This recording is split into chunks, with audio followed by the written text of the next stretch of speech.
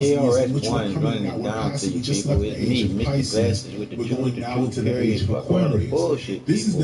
We just been bullshitting ourselves with some bullshit people running and shit. It is what it is. It's time for you to know the truth is in your head. I'm only touching the surface here. I'm only touching the surface to make this one point. The point is this. Africa is deeper than black. It's deeper than melanin. Africa, the concept of Alkebulan is deeper than a skin color or even your political tie.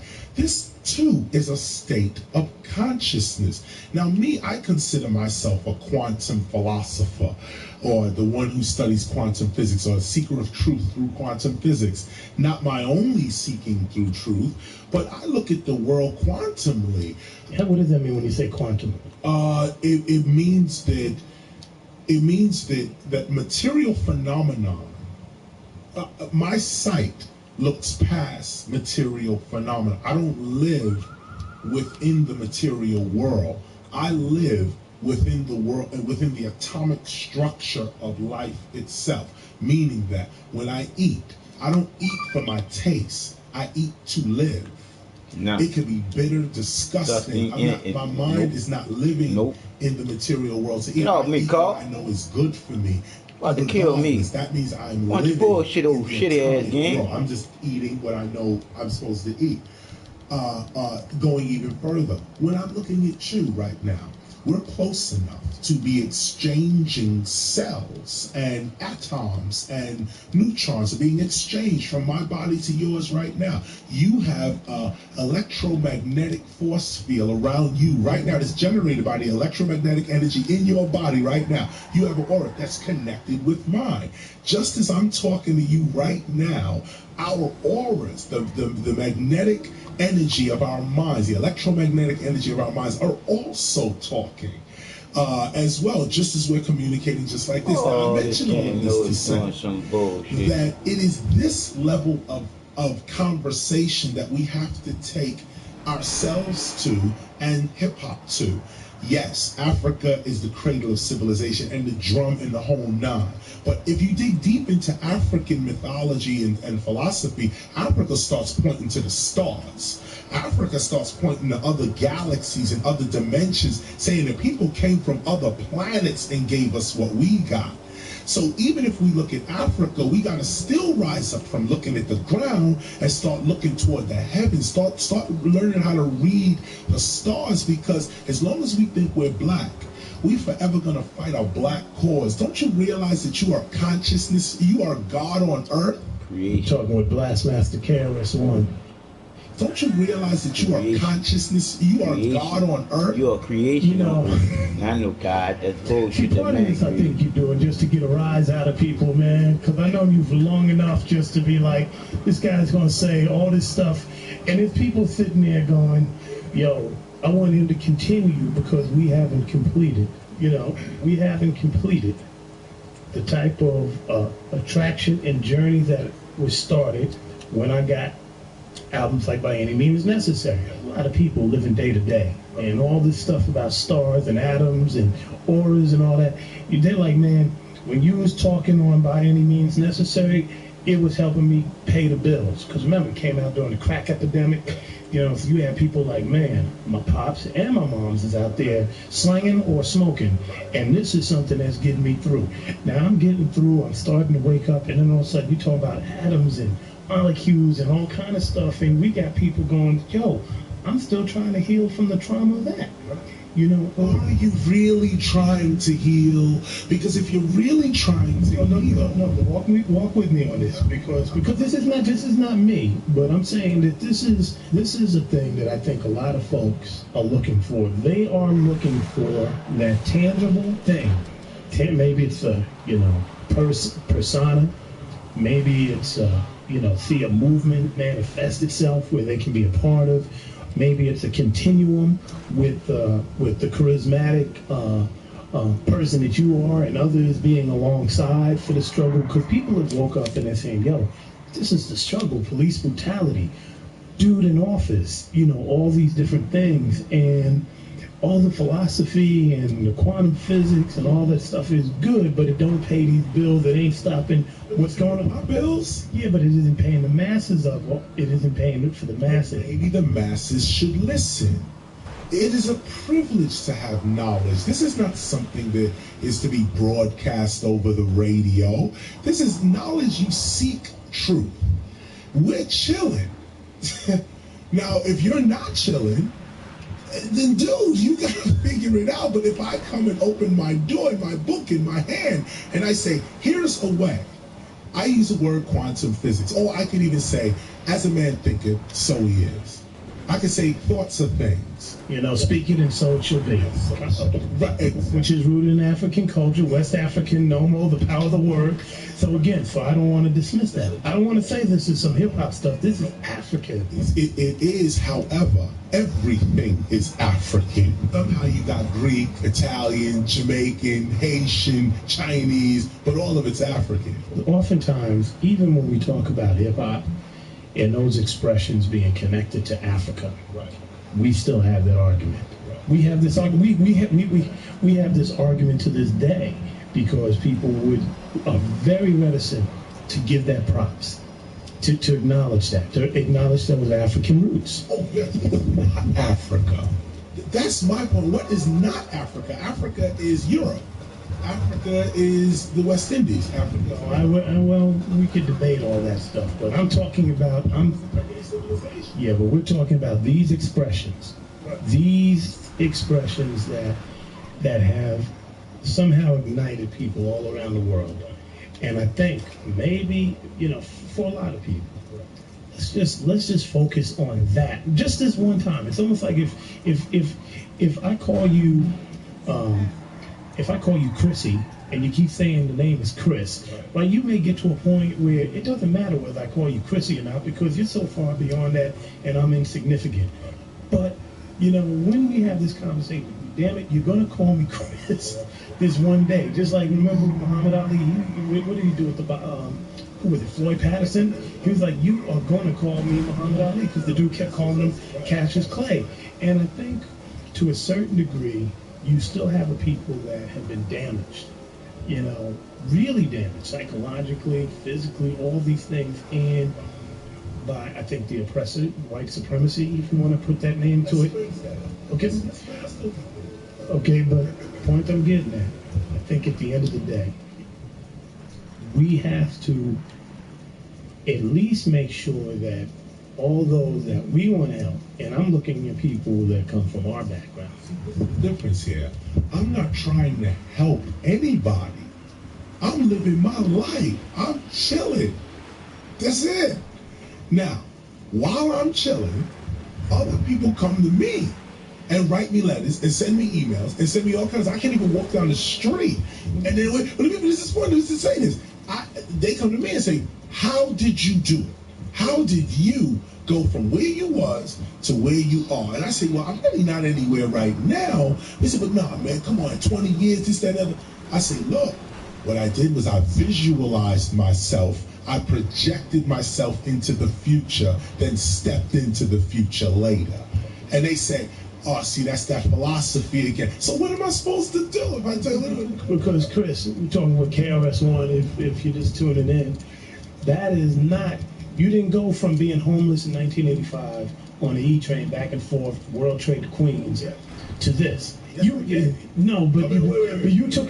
took a number of steps when you did the HEAL, human education over lies, against lies. That was not you chilling. That was you. I know. Come on. I know you. I know. Let me give you the inside scoop. Let me give you the inside scoop. First of all, go back two movements before that. Stop the Violence movement, all in the same. And that was not you chilling. Okay, we go back to Stop the Violence. It was me chilling. I was doing 2 albums that year. My work was Just Ice's album and the By All Means Necessary album. But you had a concern for violence and wanted to end it, hooked up with the Urban League and took some very concrete steps, which I think a lot of people... It was a fight the whole way. Yes, it was a fight. But a lot of people... Black radio didn't even want to touch the record. The National Urban League joined with C. Dolores Tucker and Dead Stuffs. That's the truth. I'm not arguing with that. But I'm saying African American. What I'm saying is that you still you took those steps to try and make a difference. Now, granted, you ran into a dead road. You ran into a dead road, hooked up with the Urban League, because the desire at that time was to stop, curtail black-on-black crime. So that was the desire. That wasn't you sitting back going, I'm chilling. You looking out and saying, cats is getting killed. And I'm not chilling then. That's 10, 15 years ago. I'm talking about now. That are at a mind state where they're not chilling. So the album then go to by all means necessary ghetto music, and you can really liven yourself up with the Pan-Africanist movement, no question. I have not abandoned that movement at all. I simply advanced myself in it. The Pharaoh does not know, or did not, or should I say the people don't know what the Pharaoh knows. If you want to know what the Pharaoh knows, you separate yourself from society, from the world, and you come and you join this organization and you move on in whatever is taught. Now, I tell you this, a tree is known by its fruit. The main movement that KRS-One has been on has been as the teacher. I took on this title because I feel it. It's my blood. I love teaching. But what do I teach? I teach the art of emceeing. I teach urban inspirational metaphysics, hip-hop's history. What do we get out of it? You know, Queen Latifah is a, I love mentioning her name even when I mention my own resume of people who I remember teaching, you know, and not just sitting there listening to KRS-One, but that you are sitting there listening to KRS-One and you say, you know what, I'm inspired by what he's saying and I'm going to go and do this. And then you have the Channel Lives and the Mad Lives and the Shabba Ranks and the this and that ones, and even Puffy, when you look back in his early days when we did that record actually, the remix to Step Into a World. I mean, Puffy was getting $150,000 a remix, $200,000 a remix. I said, yo, Puff, I need a remix. He came out and did it for free. I mean, say what you like, this the record, whatever. But when it comes down to the real culture, KRS-One seems to be able to only rely on thugs, pimps, prostitutes, and hoes. Every time I reach my hand out to the conscious crowd, the kind of the queens, the kings, the prince, the lord, the God Almighty, these cats are scared. You know, we walk around with, oh, the Holy Spirit, this, that, and the other. But then the minute, you know, Mr. Charlie comes around, he says, yes, Mr. Charlie, I'll get back in place. You know, I commend Snoop Dogg for what he did the other day. Because, see, that's a shining example of what I'm talking about when I say real. If you want to talk real, we talk real. Let's real. This is also, by the way, metaphysics. Snoop Dogg the other day, so that we kind of get an understanding. He squashed his beefs. He actually did the hardest thing that forgiveness, the seeking of forgiveness and the giving of forgiveness are two of the most hardest acts for any human being to achieve. Forget what you think about Snoop. I was on the radio the other day. I was talking about this. That separates you from being conscious and thinking about saying, love. Here you have the poster boy for Girls Gone Wild. Here did Snoop. This is Snoop Dogg and Dog. This is our Snoop. Okay, we know what Snoop is about. And now you have others like myself, like others. I'm not going to mention anybody else's name, but you know the conscious crowd. We still beefing, still backstabbing, still bickering, can't get our philosophies together, can't join each other's movements, can't support one another. We still stuck up in that. Snoop Dogg, I'll confess, Thug, Straight G, he went and got his whole crew together and said, yo, I'm putting an end to this. I'm going to make sure you have no beef with me because I'm telling you I ain't got no beef with you. End of story. Got a meeting together, did his thing. Man, to a minister, to a teacher, to a man of God, Snoop could do it. He just made his way into heaven. And the rest of these cats sitting on their knees praying and talking words to God don't even understand what the spiritual life is about. That act right there is what I'm talking about. Now, how do I bring that back? I bring that back this way. That's our culture. That's distinctly, that is, what is culture? That is distinct. That is distinct. That is, oh man, you got me thinking about this. Criminal-minded to spiritual-minded. That's what Snoop did. That's what 50's gonna do. That's what Chingy, that's what everybody's going. Now you mentioned Snoop. So this is a good thing when you have history, because you can go back. And I'm not going to go back, and I'm not going to go back and put it on people just for the sake. But Snoop had a 10-year backslide and a 10-year misstep. I was at the meeting at the minister's house in '96 after Biggie got shot. I sat next to Snoop. You know, it was me, Snoop, Too Short, Nate Dogg. I heard what Snoop said that day. I saw Snoop's reaction when he made the promise to end the beef then. I was in that room when everybody sat around at that meeting. I think you and P. Diddy might have been the only ones who weren't at that meeting, you know, but all these people, tears in the eyes, heartfelt things, you know, Cube sat down and ended his beef with Common. It was a big, beautiful thing, right? So how do you go from that and a year later to all the beef for 10 years? And what happened is a lot of people got hip to Snoop and joined up with Snoop and liked Snoop and became attracted to Snoop because of that beef. And there was a legacy that may have been left behind because they were riding for Snoop. And I'm just using him to make the larger point. So now he comes back and he goes, you know what, maybe these seeds that I planted are finally catching up. Now, it's great. I'm glad he had the summit. He brought everybody together, and he did a beautiful thing. He got everybody together. But game's still beefing. You know, so you still have that going on, and I'm gonna encourage people to keep doing it, but I'm also going to say that there has to be some responsibility because you sat in that room and you made a pledge 10 years ago to end the beef then, and then you didn't. Maybe well, we can't say that he didn't. We can only say that it took 10 years for him to achieve it. But here's my point: because we are human and we fall victim to these various temptations and sometimes the deliberate attempts that come from the outside constantly, COINTELPRO, police, all that stuff, to constantly keep us off our game, then I don't think it's as easy as sitting there just saying, I thought it and then it will be. I think we have to constantly... It is. This is a good teaching session right now. It is that easy. It is so simple. The truth is so simple that it's complicated. People don't believe that they can actually live the life they want to live. They don't believe that they put... Most people put going through oppression, Jim Crow, slavery. You don't think those brothers and sisters were thinking freedom, dreaming freedom, praying freedom, but they didn't have it? Yeah, no, they did have it. They didn't have liberty. They had freedom. Wait, whoa. Chris, man, you just saying things. Let's clarify the point. Liberty is what they did not have. They could not walk in their environment freely. They could not walk freely in their environment. They were restricted in their environment. Freedom is an inward thing. You declare that you're free. Can't nobody make you free.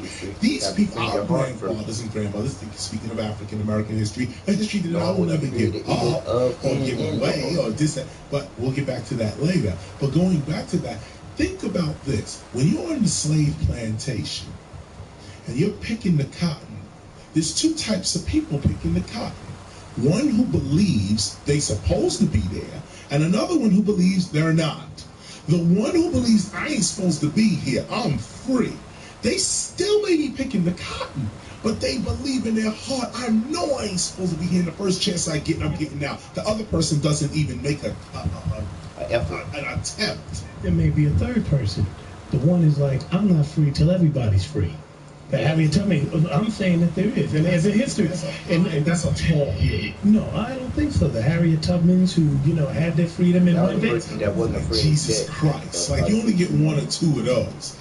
I'm talking about the regular general master. It wasn't too many Harriet's cats was on that plantation. Yeah. And if you wanted to get off, you either worked your way off and bought your freedom, or you escaped and ran and tried to do something else with your life. There's a whole legacy of people that have tried to make sure that all of us are free.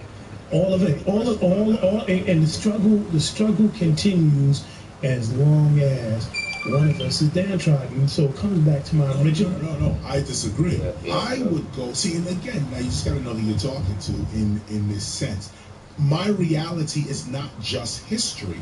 My reality also stretches into science, physics. Yeah, but Chris, you can't do that because somebody reached out to you, a Skylar Rock, and others was like, it ain't all good until it's good for you. But that's you can lead a man to war. What is it? We haven't even attempted to lead anybody. There's a lot of people. No, there's a lot of people that hadn't been led. There's a lot of people that. Not today. Not today. There's a library on every corner in the United States, and there's a liquor store on every corner. You have a choice, brother. Yeah, you have a choice if you're over 30 and know better. No. But you don't have a choice if you don't have. It's all you have a choice to make. I'm gonna go this way, or I'm gonna go this way. You're a kid, and your mom and dad stupid. They're gonna lead you in the stupid fucking way. Why do people keep doing things that don't work for them? That's the question. Because we were taught to be stupid. Yeah, but that too many same butts. reason why people may stay in an abusive situation. Exactly. You don't know how to get out, and so therefore, but people got do too many butts, buddy. Sometimes it may take, as it did Snoop, 10 years before you finally get it.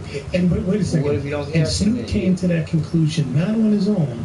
But Snoop came to this conclusion to do this peace thing because there were people outside of Snoop who stuck with him and stayed in his ear and said, brother, you have to keep, kept at him. So the point being, Snoop may be the face of that summit when they ended the West Coast beef. But when we really want to keep it real, we have to look at all the other people that were doing the work around. That means the people that were still trying to do gang truces and all that and continue to do this, that will never be on the radio and never get the accolades. The people that had his ear, those who are known and those who are not known, those who work day in and day out to change the society, and unfortunately, maybe a few mothers' tears, because the legacy of him sparking beef and engaging in beef, in very real beef, may have given birth to violence that, has ravished our community. And so the point is, yes, he finally came to that conclusion, but at the same time, it only works when all of us are aware, okay, Snoop did this, so now if he says peace, then all of us have to now start supporting the peace efforts that are going on, the gang summits, the people trying to do but they've been wanting to do it, but they never had these high, and over the past 10, 15 years, where society is socialized by looking at those who are celebrities, then a lot of weight comes on those people who are celebrities. They're like, man, Chris is a celebrity, we need him to say peace. Chuck D is a celebrity, we need him to say peace. And when the Snoop says peace, it means so much more because it's like, man, because they're the spotlight. The game says peace, it looks so much more, and it does a lot of damage when they backs up. So a lot of damage was done when them brothers sat up there in that room and stood at that press conference in Chicago and said, we're all about peace. And a year later, we're beefing again because it sent a message to somebody 13, 14 years old, said, man, these cats ain't full, they full of it. But here's the thing now. You're right. You're correct. I agree totally. Let me just start before I say anything else. We can't say one thing and do another. KRS does agree with that, But you've done that. You've done that over the years. And we raised you to that level of understanding. Exactly. As I said, let me say right over here at the top, I am a person for consistency. And consistently, but consistency. But here's the point, though. I think if Snoop and everyone else comes out and says Snoop game is everyone, we're doing, this is a piece. We're going to do the piece. This is it. This so on. To be honest with you, I think that's all they should do. I think the people who've been working on peace then should join Snoop, join Game, and really orchestrate what it takes to cause peace. Yep. Like I think more myself and others who claim to teach hip hop dropped the ball. That's what I was saying when Snoop had that monumental conference. Oh, it really was. Minister Farrakhan brought everyone together and You're talking about 96. 96, that's right. It was us, the conscious hip-hop community, that was supposed to step up and pick up from where Snoop did. Whether Snoop backslides or not, he nor I nor anyone else alone is hip-hop. We are all a community. So when one man or woman says something, yo, I declare peace, we all should be like, that is important, and let's go support it. But when Snoop said that, he was not supported on that either. He got looked at like, oh, you softening up now? Oh, you getting like that now? These things don't take, see, KRS don't give up. Yeah. You know what I'm saying? I'll tell it. I'm not saying Snoop does, but I'm seeing where a lot of you shot out helicopter, man. artists are trying to keep it as real as they can with the streets. They're trying to keep it as real as they can with their record company or whatever is feeding them and keeping respect as their owner. They're trying to keep it real with that. But here's the thing. Sometimes the people ain't gonna be on your side. You have to decide, are you a leader or are you a follower? And every time somebody steps up and tries to lead, the real leaders should step up and be like, yo, this person's at least trying to lead. Let's show him where to go, what to do, how to do it. Let's finance it. Let's talk about it. Let's bring him into the fold and make him one of us. Unless those leaders are put up there and then mislead, or those leaders are there and they don't do what they're supposed to do. KRS-One ain't never mislead. They ain't never did what he was not supposed to have said. I'm going to do this and that. If we're talking about hip-hop, KRS-One exists. tHE exists. By the way, that's why hip-hop will always have an African base, because of the very argument that exists within the development of hip-hop. I don't argue against the African base, but I do argue against us getting stuck in Africa. Because when I study Africa, it points to the stars. And when I come today, I say, well, Africa's Africa and America's America. A Jamaican don't want to be called a Haitian, and a Haitian ain't a Brazilian, but we all black. So why can't be hip-hop? Man, talking to KRS-One, we'll take a break. We'll come right back and finish this off.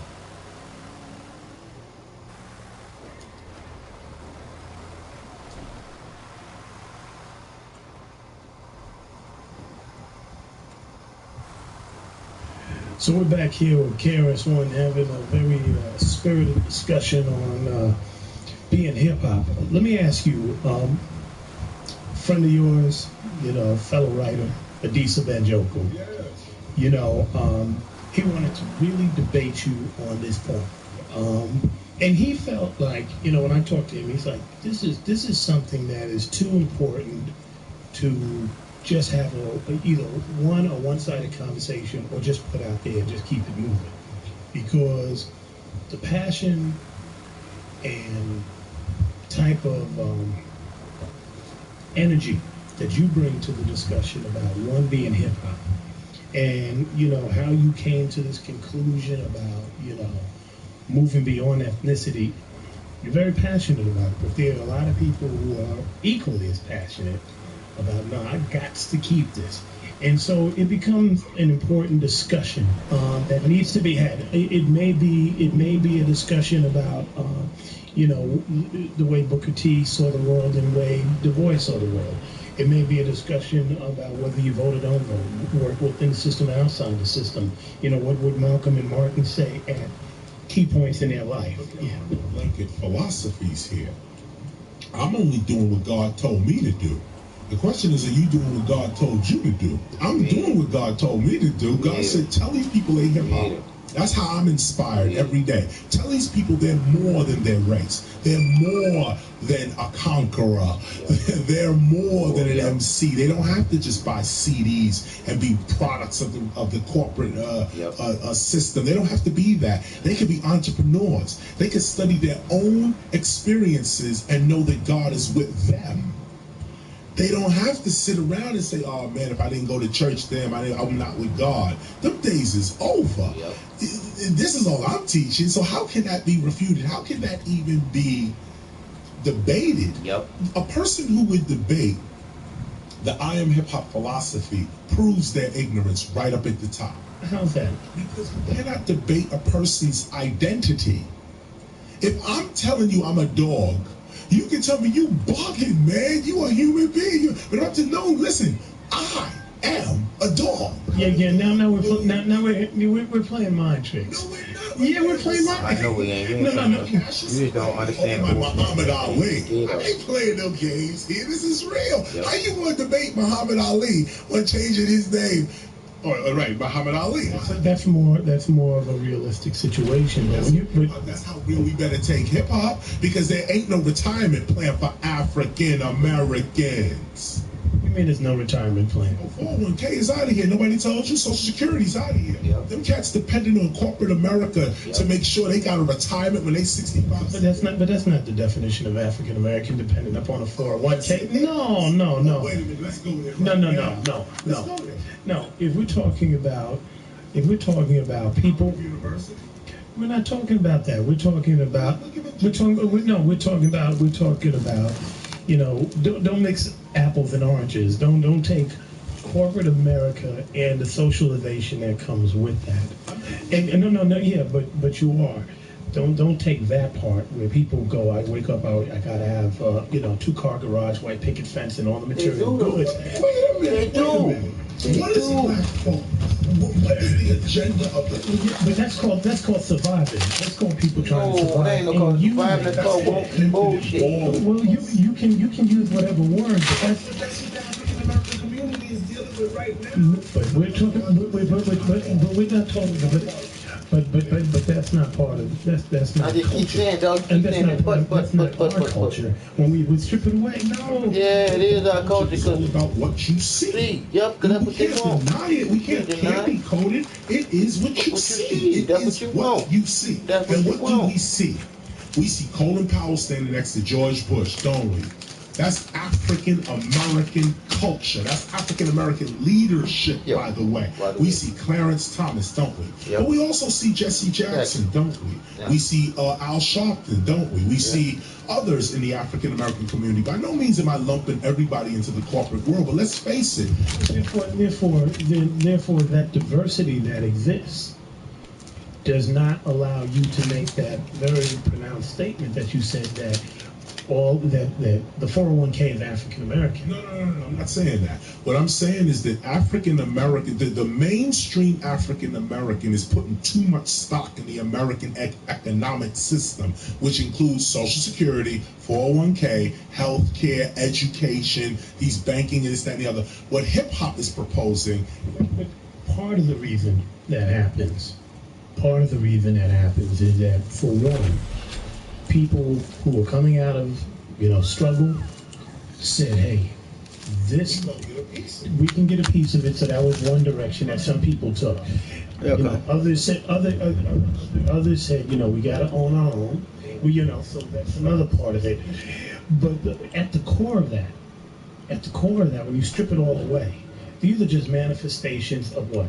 How do I survive in a place that continuously presents obstacles there's the difference right there. I don't see the world like that. I don't see the world as a place that presents obstacles. I don't see that. We're talking about what you see. We're talking about what African American as a collective body of people are dealing with. So when you say 401k and you say, well, that's their thing, well, you know what? But so it's not just unique, and that was my point. I said, you're taking what is an American phenomenon of how we're going to survive, and then saying, I can go rob, I can go steal, or I can join the system and try and survive within that. You just, to make my point, using those generalities, and then saying, well, that's African American. And I'm saying, well, a guy who comes here and has the privilege, because maybe they're white and they live in America, and with that privilege, comes, they're identified a certain way, so they get tracked and they're treated a certain way, they're perceived a certain way, may be very different than somebody who, has dreadlocks, is 22 years old, and is perceived as a threat day in and day out, and may have to take a different type of mentality to survive, to navigate all these situations that they're coming across. That's why there are teachers. That's why there are ministers. That's why there are philosophers. And as we found, a lot of people that have been presented to us have not been real teachers. Have not. Well, no, some have, but you go through it. I mean, whoever you are, you will gravitate toward that truth. If you are an entrepreneur, you will gravitate toward the cat that's kicking that. If you are a corporate person, feel that in your blood, you will gravitate toward that. If you are I'm saying African Americans as a group of people in this country depend too much on America. Simple and plain. We want what America got. We want to be where America is at. That's what we want as African Americans, and I would put the icing on the cake of that, and also say, what is the African American agenda? Just what is the agenda? What are we as a people trying to be? You can't have one, because within African American, even when we frame the question, is not acknowledging the fact that within our community there may be different people from, that we're coming from different places. We go to Africa. Africa is not just one homogenous place. There's something like 200 different languages, 53 countries, all types of different philosophies and outlooks on that. And the point that I was getting at before, when we were talking about whether you just shed the ethnicity, a lot of other groups have come to a point where you acknowledge that. Even with you first of all, you acknowledge, there's an acknowledgement that there's different ethnicities within their groups. You talk about Asian. We're sitting in the lobby, there's Asian, but which Asian? We're just going to go to Asian. I mean, we've been trained and oriented in this country, even people who are oppressed as we have been, collectively speaking, to look and go, well, they may be Japanese, they may be Filipino, they may be Korean, they may be all these things. Even when we look at, say, people of our Latino, are they Native, are they Mexican, are they Salvadorian, all these different things. With us, which is black, and we haven't even looked to see that is there some real cultural differences, some cultural makeup that may make you see the world one way and move in a certain direction with a certain energy and rhythm, going back to your quantum physics, that may be very different. And I think, somebody was pointing this out when they talked about what goes on, say, like up in the Bay. People hyphenate this, you come down to LA, the clown and the crumpet.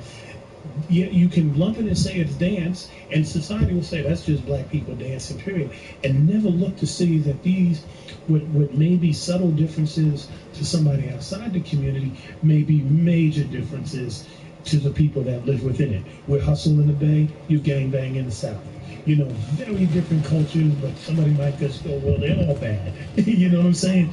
And so the point that I'm getting at is that I think a lot of us would do good to even just explore that type of diversity and learn to embrace it and learn how to engage it and work with it and do all these different types of things that I think would be healthy when we are able to comfortably acknowledge that sort of existence, which has come to define us. We never have that luxury. We're always lumped into the same thing. So we have this discussion like we all need to be on the same page, when really nobody around the world is on the same page. Nobody gets all along. So yeah, maybe you being hip hop and Adisa, for example, being where he's at, maybe two very different. I don't know. I'm not going to argue on his behalf. That's the debate you all have to have. But I'm just saying that I'm just using that to make the point that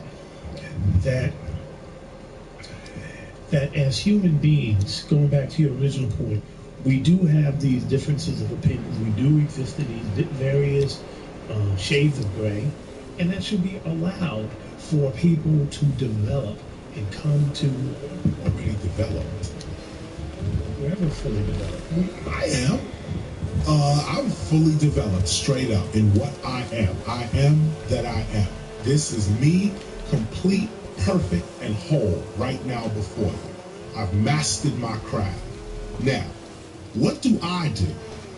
I'm not trying to find God. God is with us right now, talking. He's with us, right? There's an empty seat right over there for God. What do we do right now? If you're already walking with God, you're already rich, you already got your family, been married 14 years, you already do what do you do at that point? Do you still talk about, well, we got to try to hold on to our 401 or our securities in the future? No, you're going to tell your people, look, I dropped out of high school because they was talking that nonsense. I went to the library, read up some books. You have made it, so you can sit there and say it. No, but we got to talk about here's the thing: is one thing when you have or we perceive you to have a comfort in what you can do. Somebody who's comfort, economic comfort. It's very different. It's one thing to say that. It's another thing when somebody's going, I got 2 kids to raise, single parent, and I got some aging parents. How to get out of that? Let me show you how to get out of that. I'm not going to sit there and let you tell me you got this, that, and the other. And I know how to get you out. And then how do you get out of that? Okay. First, you have to check. Parent, 2 kids, right? Dead end job. Kids are too young, father ain't there or mother's not there. Aging parents. This is a phenomenon that we talked about. People that's hitting that 40, they're looking, they're going, whoa. $1 million homes if you want to buy a decent house in the Bay, so you're barely making it. So now, how do you get out of it? Well, first of all, how old is this person? How old is this woman? Let's say they're 35 to 40. Okay. First of all, I'd write a book about my aggravating, pathetic situation. Chris, are you telling somebody? Yeah. Write a book. The first thing you do is you were taking care. Have you taken care of 2 kids by yourself? No. See, that's what I'm saying. Have you? No. Have you worked? Have you worked a 40-hour week job? I never put myself in that position. But you had to get it. You have to work out. Get up at 6. Free yourself. Get knowledge. Yep. Knowledge reigns supreme. You can learn your way out of your situation. You know, people are throwing bricks at the radio right now, Chris. Yes, they are. Let's get your single parent out of her house right now. I'm gonna tell you how she's gonna do it right now. First of all, that woman. First of all, there's 2 roads to take. First, you said write a book, and I'm saying, have you worked 9 to 5 and taken care of kids? Right. Man, then take a half hour before you go to sleep. You put your kids to bed, and before you go to sleep, you take a half hour and you write down 1 more page of your book. If it takes you a year, it's a year. If it takes you 6 months, 6 months, 6 years. 6 years, stay steadfast with your book. Write about your situation. This is the ancient theory right here. Ancient techniques, not even a theory, because it's already worked. I got a Lincoln Continental and a sunroof Cadillac. Now, did them cats have that when they wrote that song? Nope. Not at all. But they saw themselves in it first. Then they wrote about themselves as that, and it became true for them. That song is called Rapper's Delight. It's the first rap record in the first major rap record in our history.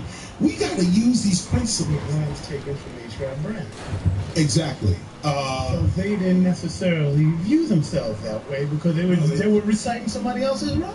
Well, that's a deeper part of the history. If you get technical, maybe Grandmaster Caz was thinking that way, or H.R. Brown was thinking that way. But even more, actually, you bring my point even harder home because H.R. Brown was thinking that way.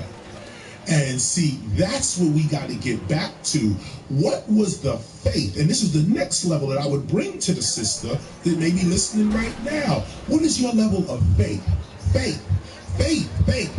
You don't need no money for no faith. You don't need nothing. All you got to do is believe in yourself. If you can't believe in yourself, believe in your God. And I would put it in that order. Because God loves you. So why are you loving God? You should be loving what God is loving, which is yourself. If you want to walk with God, walk with God. I'll put it this way. If my sciences and philosophies are not real, it would affect my life as such.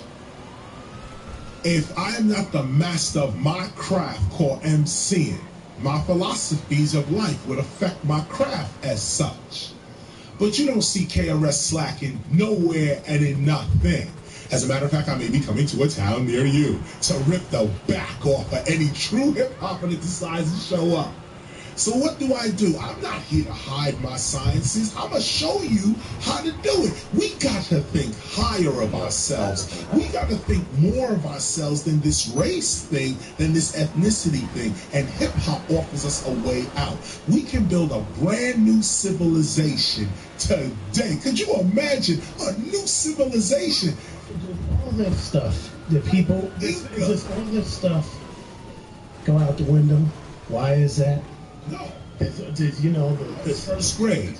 It's first grade. We're talking right now maybe in high school. You're looking at KRS getting ready to graduate high school. I'm coming up on my 40th birthday. I'm graduating high school in the school of life. I'm getting ready to go to college, right? All that stuff is irrelevant now. No, it's not irrelevant. You have to learn ABC before you can do before you can write a book. You got to learn how to, say ABC. Before you do algebra, you got to learn plus 2 plus 2 is 3. No, that's what that was. Genesis chapter 11 verse 10 explains the genealogy of Shem. It does. Shem was a black man in Africa. If you repeat this fact, they can't laugh at you. Those are facts.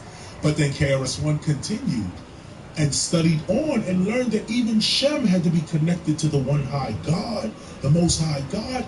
Even when we talk about African people, we talk about not all African people, but a certain group or a certain person in the African ancient history that was connected to something way deeper than the physical. So this is what I'm pointing to. I'm pointing to the intangibles of life. Principles, virtues, spirit, mind, consciousness. These are the things I think hip-hop should be moving towards. And let me tell you, I'm already in 2020, the year 2020. I don't come from my past. I come from my future. So I've already come from 2020, and I've landed in 2005, and I'm laughing at these cats that are now laughing at me. Because today you laugh. Today you say, yeah, he's talking about 2005. But those that have any trust, and I will add this to this, trust. I have never done anything wrong to the hip-hop community. I've never been caught stealing, cheating, lying, this, that, and people. I may be contradictory. You may say, man, Chris go from one thing to another. Sure I do, because I'm growing up. I'm living. I'm going to try everything, anything. Every day is a classroom for me. So one day, I may eat a pork sandwich. Next, you going to eat pork? After you do a song like Beef? It would get me sick, though. It would really get me sick. I can't really do it. But philosophically, in my mind, I would. And you know what? And yes, after doing a song like Beef. You know why? Because Beef is even a first-grade record. Sure, Beef will kill you. I hope y'all listening to me. But if you're eating a hamburger right now, it is more important that you eat it in faith. If you eat the burger in faith, you'll live longer than a vegetarian that doubts.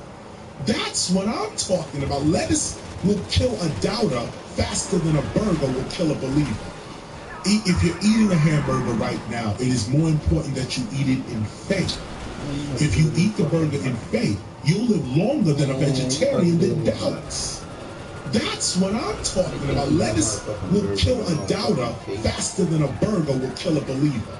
KRS-One, man. And the thing indeed, it draws this spirit out of me every time. I They doing to the motherfucking cows. Right, I am passionate about hip hop and as a culture and about civilization because I see the jewel in that. I see you're Mark. No less than Mark, Matthew, Luca, John. You're documenting the genesis of what is going to be a world culture in 100 years.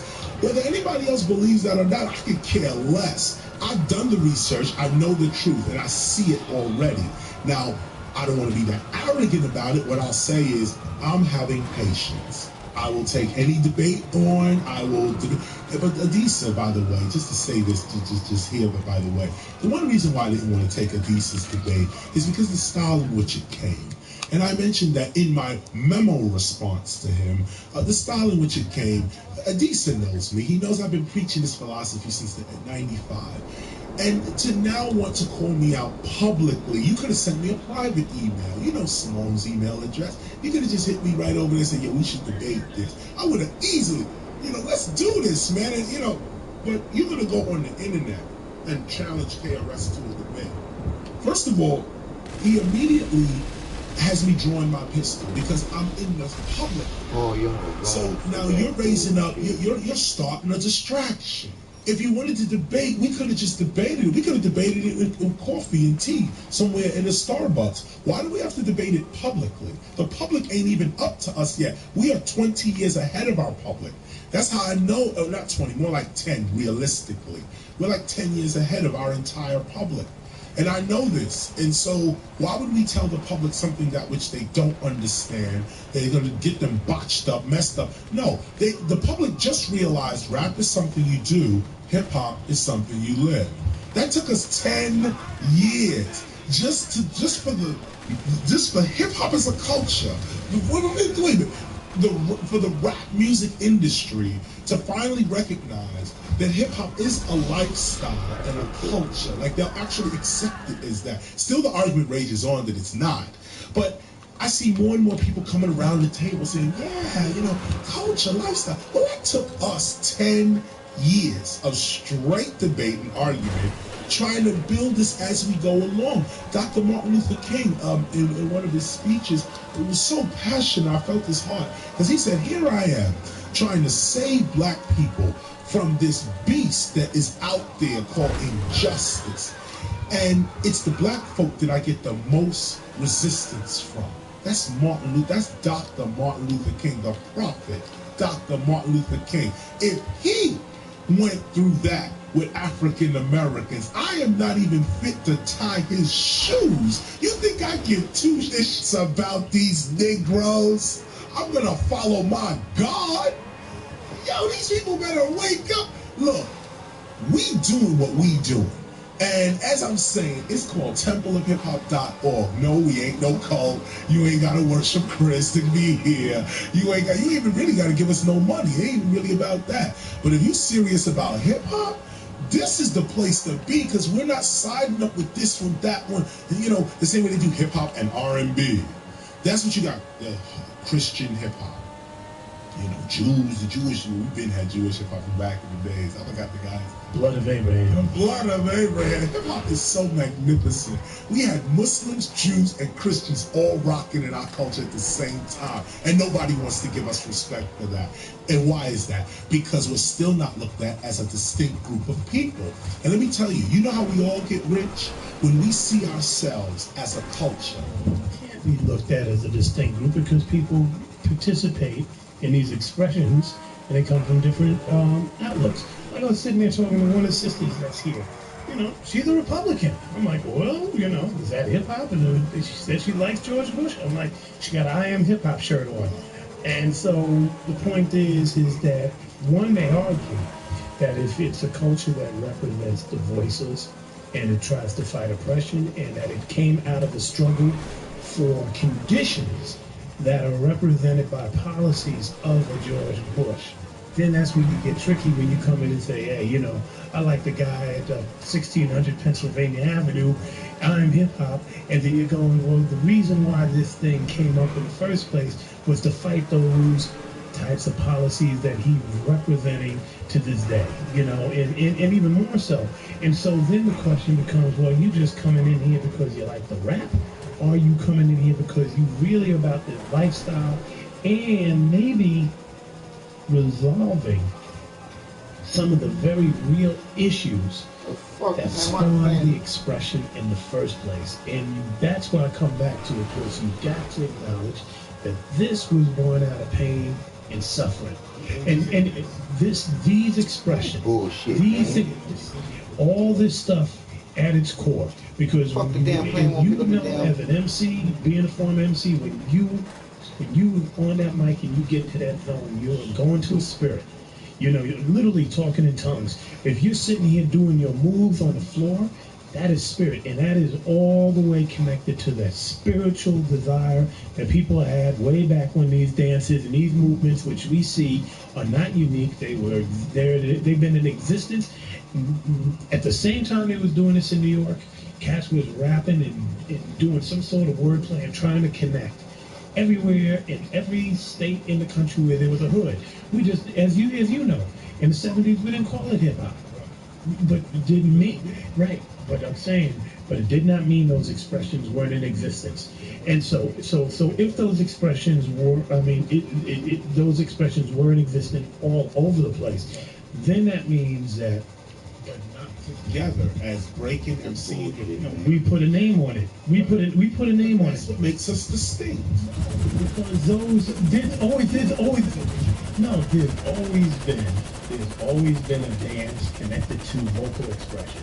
When you go back to the big band with Cap Calloway, what were they doing at that time? Lindy Hop, Jitterbug, all that stuff, right? If you want to go down south in '77, what were they doing in DC? They was doing go-go, they was playing drums, and they had a dance to go along with it. In fact, I think you had the bus stop and all kind of stuff. Well, we could say go-go is it. Listen to what you're saying now. Fat Albert was doing back in the day. Then even with further with somebody else. Go-go is that expression just twisted in a different way, because in New York you're gonna have that expression that we now call hip-hop shown one way. Meaning, like, if you're in a city like New York, you're gonna have certain intonations in your vocals. You're gonna have maybe a certain type of dance style that you're gonna flip on that is going to be something that just personifies the New York experience.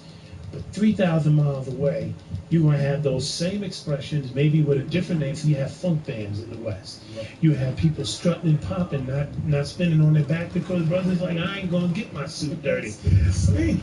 That is a distinct collective consciousness that is permeating across America that's called hip-hop. Hip-hop, but I'm saying, but those are African expressions manifesting for a particular... It's not African expression. We're back to that now. Why did these expressions show up with the urgency and the energy that they did? And I'm saying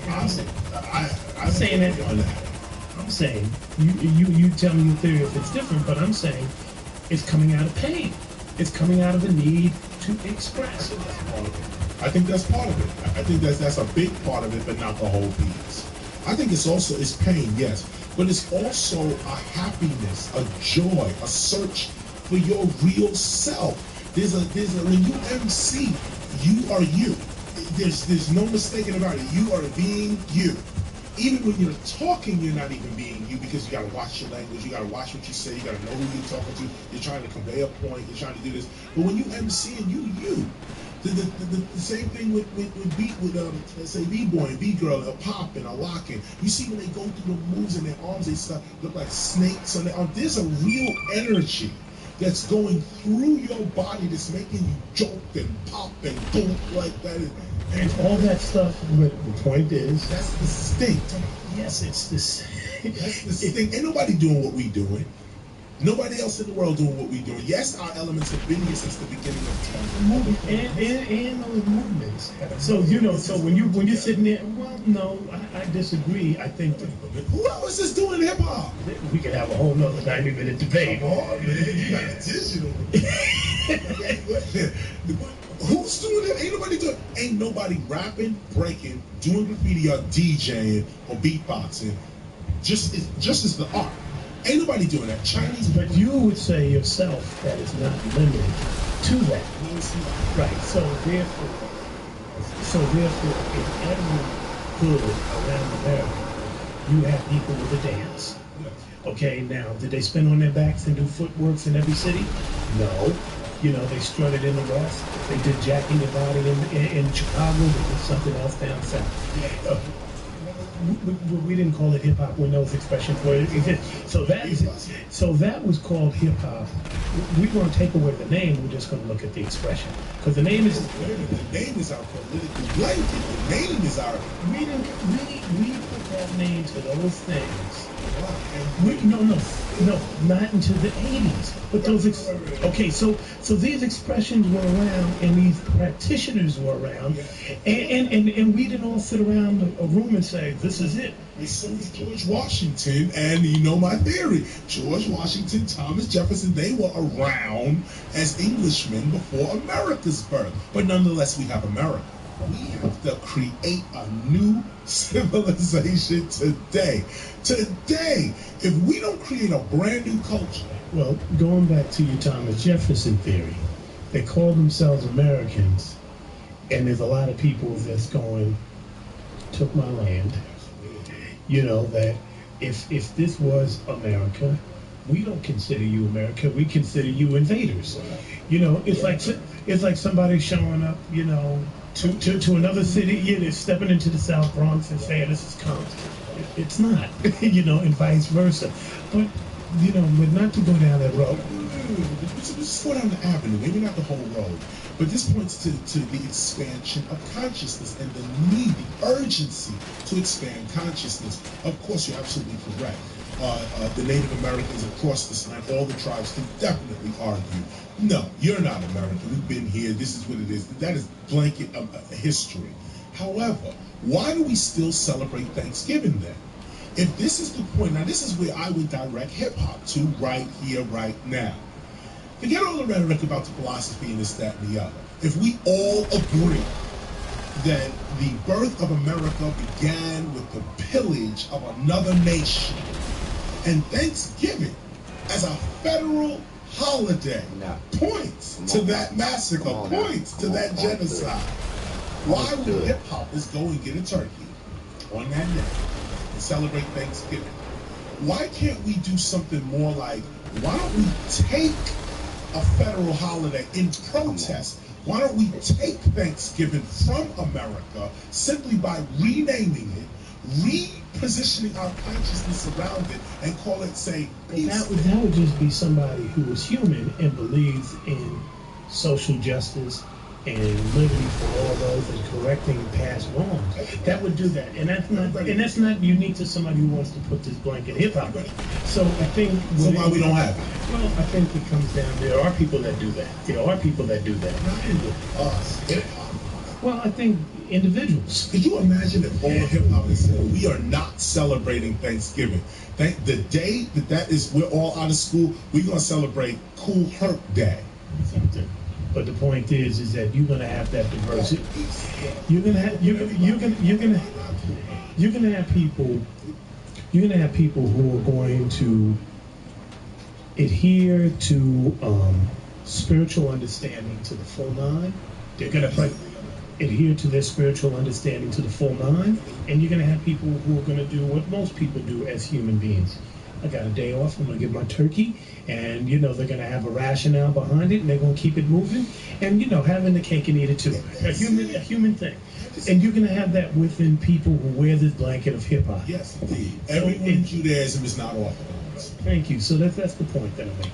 It's a human thing. So you just wait. I understand your point, but let me be clear with mine. Now, just because you don't agree, or not you, but the person does not agree that hip-hop is a distinct culture, does not mean that we are not. Because still, you cannot argue with a person about their identity of themselves. You cannot tell me who I am. I am the only one that can tell you who I am. And whether you think I'm lying, or I don't know, or I'm crazy, all of that may be your opinion and so on. But the truth, according to natural law, according to universal law, according even to civil law in some areas, I am that I am. I am telling you who I am. You're not telling me who I am. And that's the power that hip-hop offers every hip-hopper. You don't have to be black, white, Asian, Native American. You can be all of it. And let me say this at the end of it. You, Mr. D, David D, I would say you are a true hip-hopper. And here's why, not to blow smoke somewhere, and not to gas you, but while I have you in your face right here, right now, I'll say this, that you have a clear and sharp understanding of where we're going. Whether you want to get there or not, or as fast as, as I may want to go, is another thing. But as long as you exist, this is what gives me the confidence that hip-hop will never go astray and forget its roots. Because you are hip-hop. You are that piece that says, no, we hanging on to Africa, and we are African Americans, or we black, and we're going to stay with the civil rights. We're going to hail up this Martin Luther King, this Marcus Garvey, this Malcolm X, this Harriet Tubman. We're going to do that. And you know what? I can't front on you at all. There's no way, no whatsoever. I can't front. I am in the African American skin. No question about it. And I stop it to say this. until you realize to know what beats your heart, you will continue believing what somebody told you is outside of you, in some heavens above you, instead of that all that there is divine being in you. Because, like I said again, your heart, your heart is the only thing that's smart. Because it always do what it's supposed to do until it stop doing that there for you, and that it pumps the blood and never sucks it. For you to think about, how does that pump work? That pump works with the divine love that's unconditional, that comes from the creator, that's in all that is and will be created. Even after we destroy this planet, just like we did all the rest of them, because we've been living in this circle of life, allowing the same shit to go around, to keep going around all over again. But until we, the people, realize to know what the truth really is, we're gonna be our own demise. As a people, not thinking at all in this.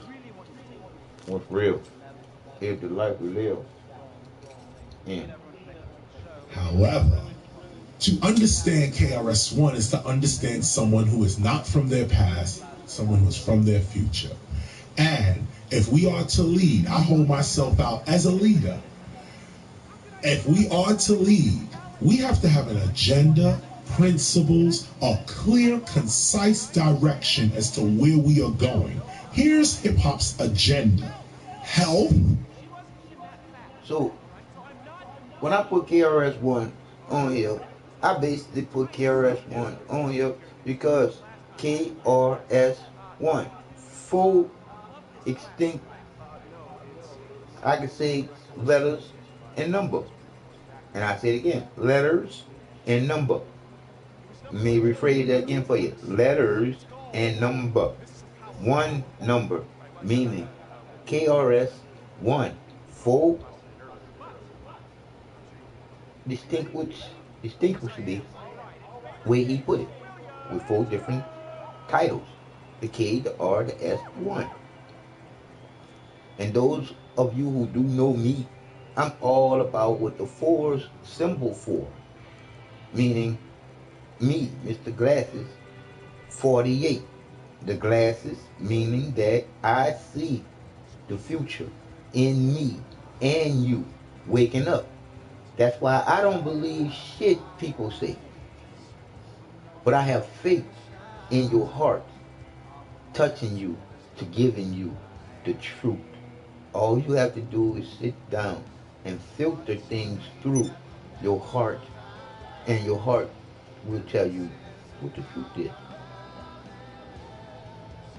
Love, awareness, and wealth.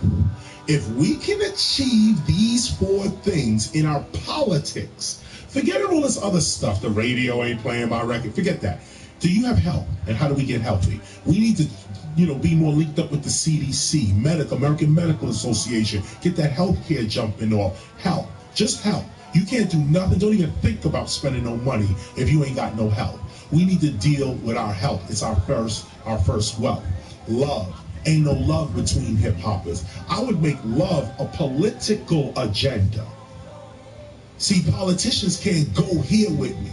Love and forgiveness is a political agenda. If I had a police force, which is what hip hop would You stop that right there and say KRS-One. My number is 832-208-1498. One thing about love, it could never be in politics.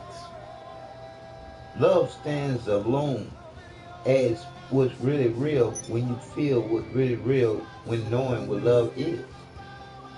So love is not in the bullshit politics, so therefore you can't put it in the same category with politics. probably have soon If I was controlling a police force, not only would tickets be given out for those who violated the law, but tickets would be given out for those who upheld the law. And if you had enough tickets when you got before the court, that was your character reference. You did this, that, and the other. When you got before the judge, you threw your tickets of Good Samaritan down, and it's by law you supposed to be let go for the amount of tickets you might have and so on. Because in America these days, we need to prove who is a citizen and who is not. And a social security card and a birth certificate or a driver's license don't do it anymore. What does it? But one thing about that birth certificate and that social security card, KRS-One, it does do it for us no more. But it do it for them still. And they are not going to let that go because that's their cash cow. When you sit there and look at, that's all we are to them. We are a social security card and number with a social security, with a birth certificate. Think about it. We wasn't born to our moms and dads. Why do you think you get on your knees and say, Our Father who art in heaven? Why do you think you say, Father God? Why do you think you say, He did this for me, He did that for me? Why do you think that they have on the money, In God we trust? Why do they say that, are you going to tell the truth, the whole truth, and nothing but the truth, so help you God? That's bullshit. That's their creation. If they're going to say anything of when you're going to go and be judged in front of anybody, to be, are you going to tell the truth, the whole truth, and nothing but the truth, so help you love more, to care more for people you don't know? We've been snookered and fucked over a lot. Now is, what are your principles? What are your interests? What are you really here for? Me, I used to be a flag burner. Let's start it right there. Flag burner. And matter of fact, I still am. However, I grew up. I'm 40 now. I don't have the same argument I had when I was 20. I have a new argument. What's my new argument? America is one of the greatest countries on earth. Remember what I said. More than that. Of the greatest countries on earth, greatest nations on earth. And one of the reasons America is one of the greatest nations on earth is because it produced me. Nah. Now, if I am sitting here in the United States and can say anything I want, anything, the laws of this country says that technically I'm supposed to be able to say anything I want, and can't nobody say nothing. And you mean to tell me that in ancient times, universal law says the power of life and death are in the tongue. You speak your existence every day. And this country gives this right to every citizen, say whatever you want. And when we open our mouth, we like, yo, these niggas and these bitches and these hoes and these this and that. I'm sorry. I'm sorry. I have to come back off the flag burning real quick. And I have to look at that flag in a different light. And say, wait a minute, it might not be the flag that's smothering you. It may be you trying to, commit, you're headed for self-destruction. So I may take a Republican or conservative view on this. I'm not Republican. I ain't joined no clique yet. But these views are conservative. I know the conservatives are probably clapping right now. But I'm not conservative, so don't clap too long. But the truth is still the truth. In this country, a man can do whatever he wants.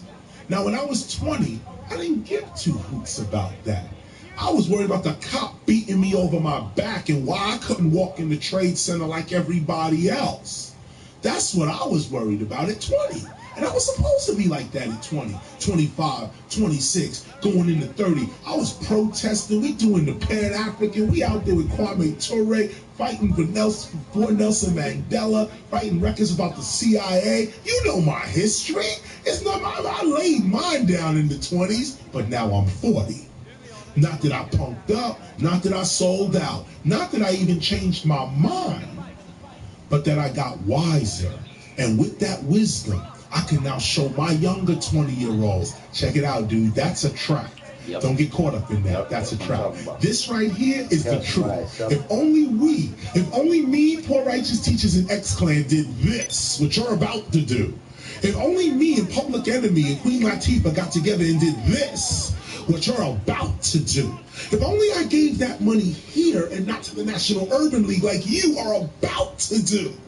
If only these things that that's eldership. This is where hip hop is going. This is the agenda: health, love, awareness, and wealth. Because with that, we achieve BAM's vision, which is peace, love, unity, and having fun. You're not gonna have peace, you're not gonna have love, you're not gonna have no unity, and you ain't gonna have no fun if you don't have health, love, awareness, and wealth in your heart, mind, and spirit. That's our agenda. Blastmaster KRS-One, man, covered a lot of ground. Appreciate it. Z hanging out at the late night hour. And that was 10 years ago, maybe more than that. I already know KRS-One, he totally different than that. And I'm gonna find something up to date with old KRS-One. Just so we can live there and keep things straight on the way shit should be done. We should love ourselves more, to care more for people we don't know. So let's go. Once we realize who's the best on here, let everybody get a chance to win. This is double XP. We're gonna get our money at the end. Stop making it the teams. Stop making the teams smaller than it's supposed to be. I'm gonna join y'all then. You ain't gonna have no team gonna be bigger than any other one. All y'all wanna do the perk one? I'm over here with y'all then. Let's go. You don't have nobody have no teams bigger than the other. I'm over here with y'all then. Let's go. Yeah, we see we're gonna just have fun shooting pink. Everybody key up on pink. Make sure pink don't do shit. Make sure pink. Everybody team up on pink. Everybody team up on pink. I'm with you, purple. Everybody team up on pink. I'm with you, purple. I like being an underdog.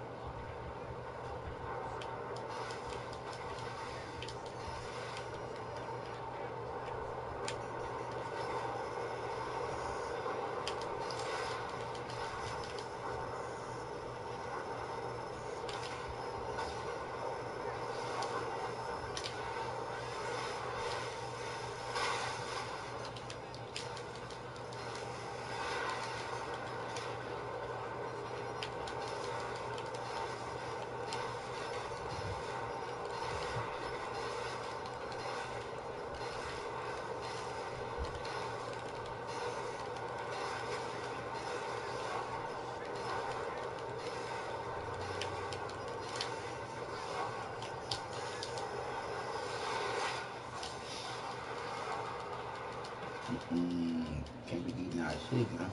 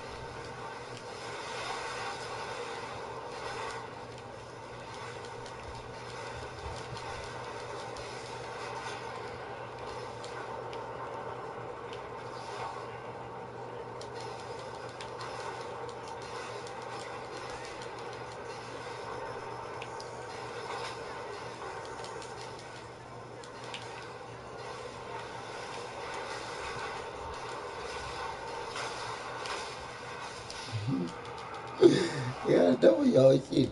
They only got two of us, but we was rocking at first.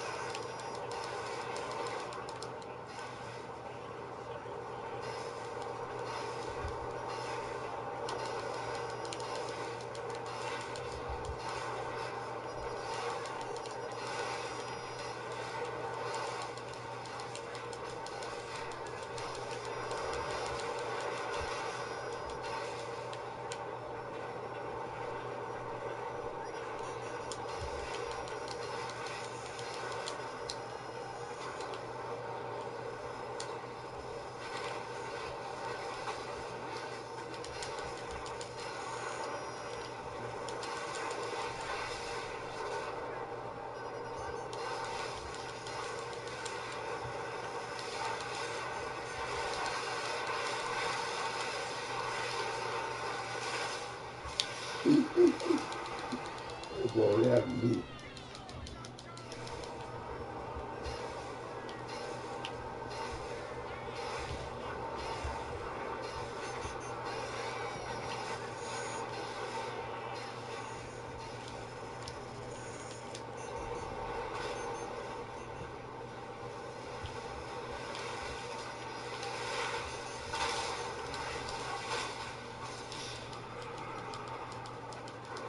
That's what we doing now. We chasing after people. I got you. Don't give me up.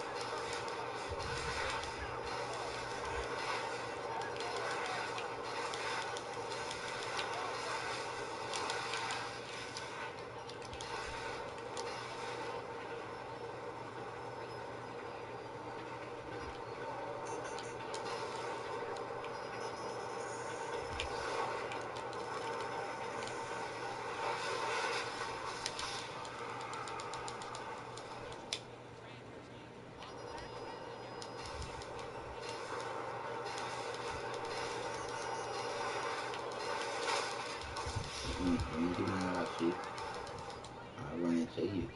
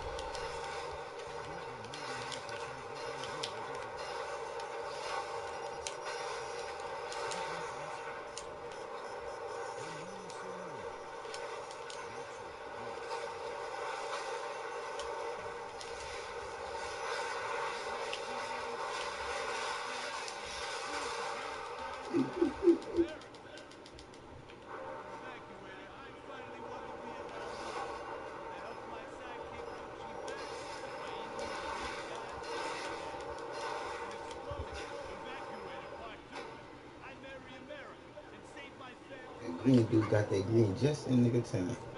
Okay, hold on. Hold on. There must be a drug ring moving coke to a school for special needs children. I was the biggest. I was the best. Then everything went to shit. Mm-hmm. I was convicted of a crime I probably didn't commit. So I just spent a few years in jail. Prison changes a man, but I knew that vital to my transformation. Carl, take care of your dick. Freedom, here I come.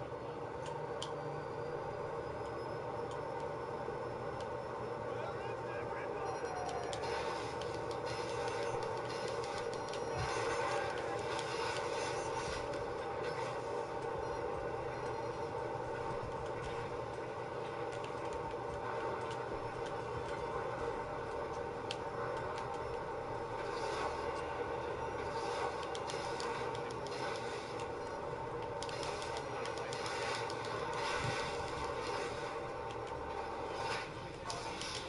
I ain't like with me. That bullshit. It's a lot better back there.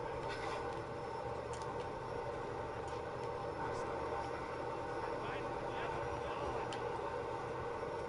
I'm back, bitches! And there's nothing you can do about it!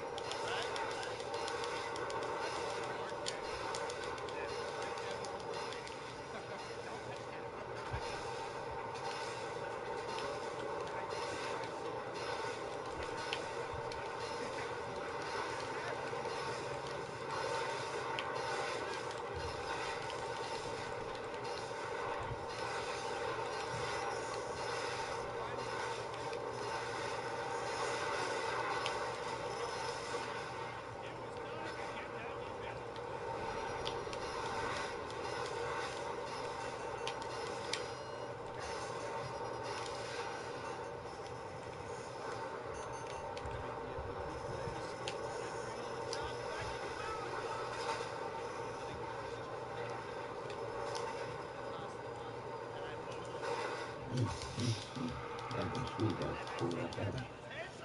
Jack, listen. I love the whole stick shit. Okay? But ever since the 80s or 80s and ever. You just turn off the AC, Jack. I love how the Superman recognized me and screamed out, "Hey, you never meant to kill that baby!"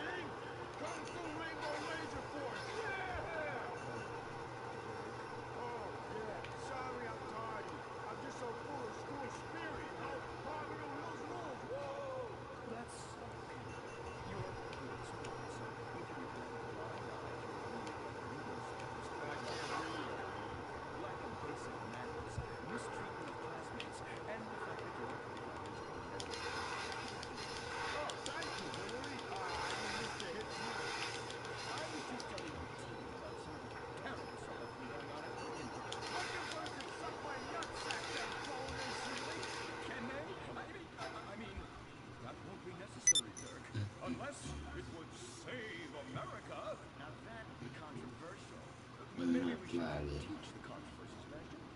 Atheists don't like that, sir. They like to present unproven theories made up by degenerates and transsexuals wearing dresses they call lab coats as if they're facts. Just like the fact that America is God's own country and our destiny is made manifest, just like the earlier settlers did when they gave smallpox to the heathens so they could meet God quicker.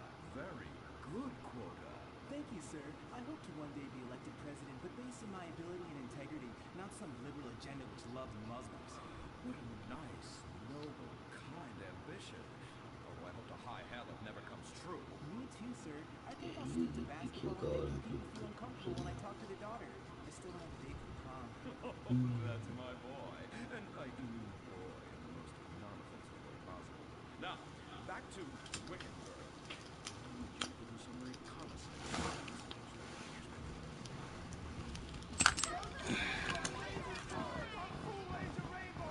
No, reconnaissance.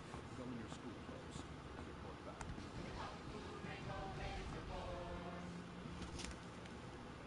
Oh my god, it's like a bomb went off. I know. These people only have one own. How repulsive. I imagine some of them showed spoilers.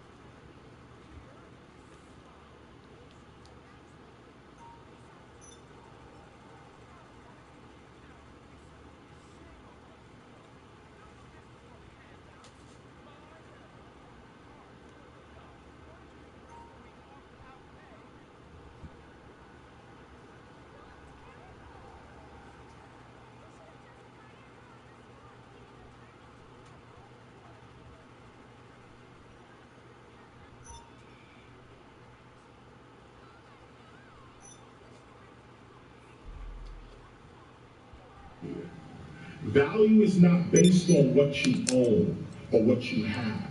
In fact, I'll drop this jewel on you real quick. Real value is based on what you can do without. It's not about what you can accumulate.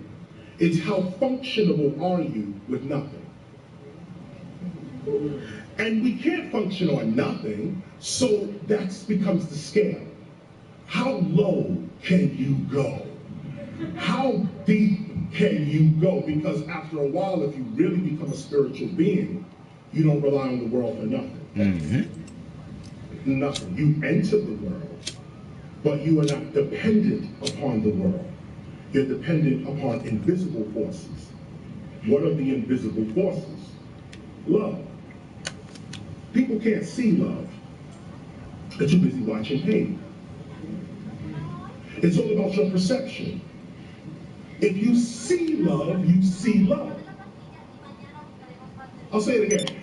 If you see love, if you can see it, this is love right here. I'm seeing love. She, in her own mind, may believe I'm not love. Mm-hmm. Love is bigger than me. I'm just what I am. No, that's in her head. She's only a dream character in my perception. She could be God for all I know. We don't know who anybody is, so why can't she be God? Yep. She is the creator. We don't know where God She is the who creator. God is, how God is, so why she That's what I tell you. I will tell you what you need to know, KRS-One, because I gave up on all this bullshit, and the will of the creator was done. Showed me what the truth is within everyone, all at one time. what you thought. That's why Western man came and said there is no God, they're just making it up. But God is the greatest human The creator. in human history. The creator within And you. the reason Africans created God is so that humanity in its infinity will never run out of something to rise to.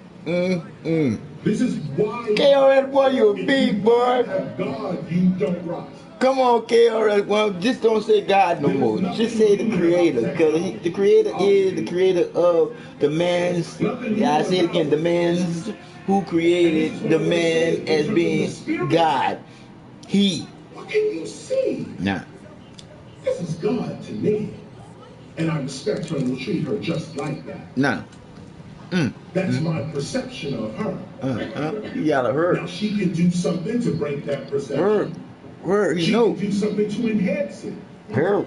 You know. What if she knew that I thought she was God? Mm-hmm. Then there's something in her that would try to live up to Yeah!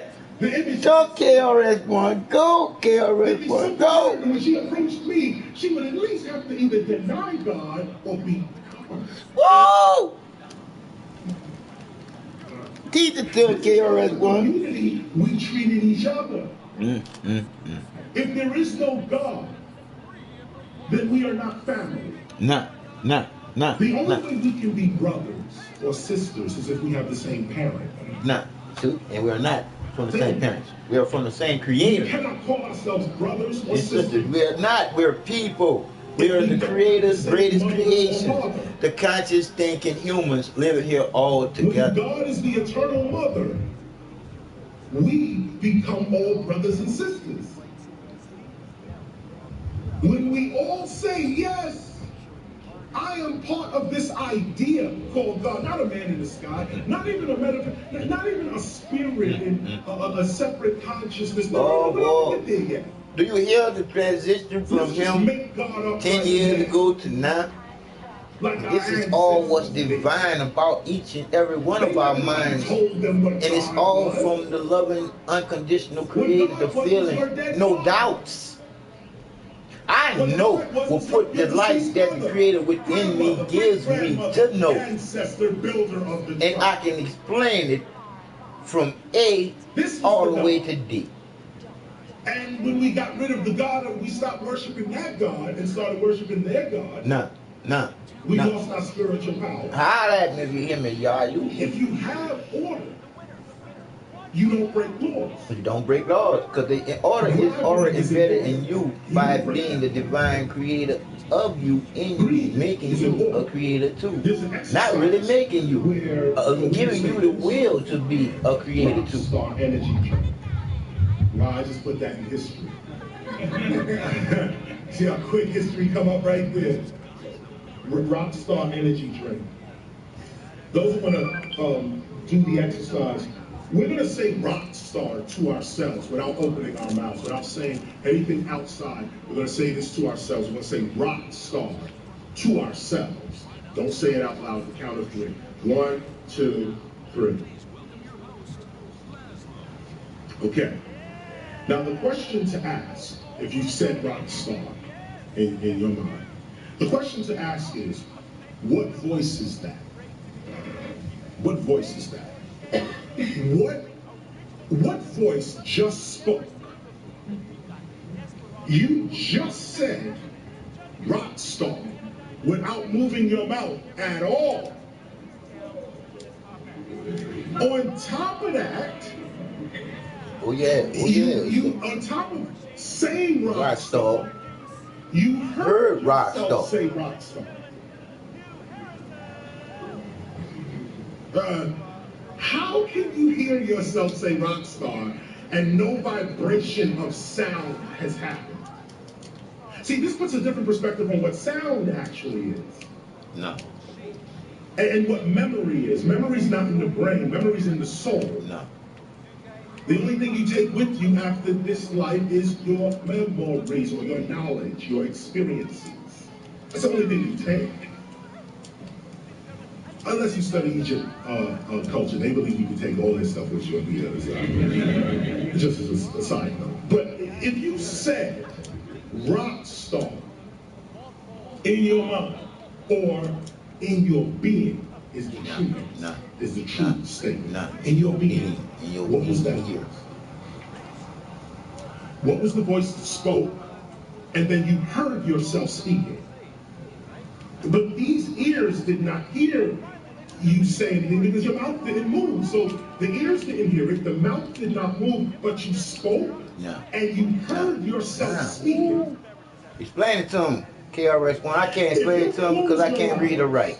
You can see No, no one believed that I went into the light to come back here to know what to do is straight, not just to the rights.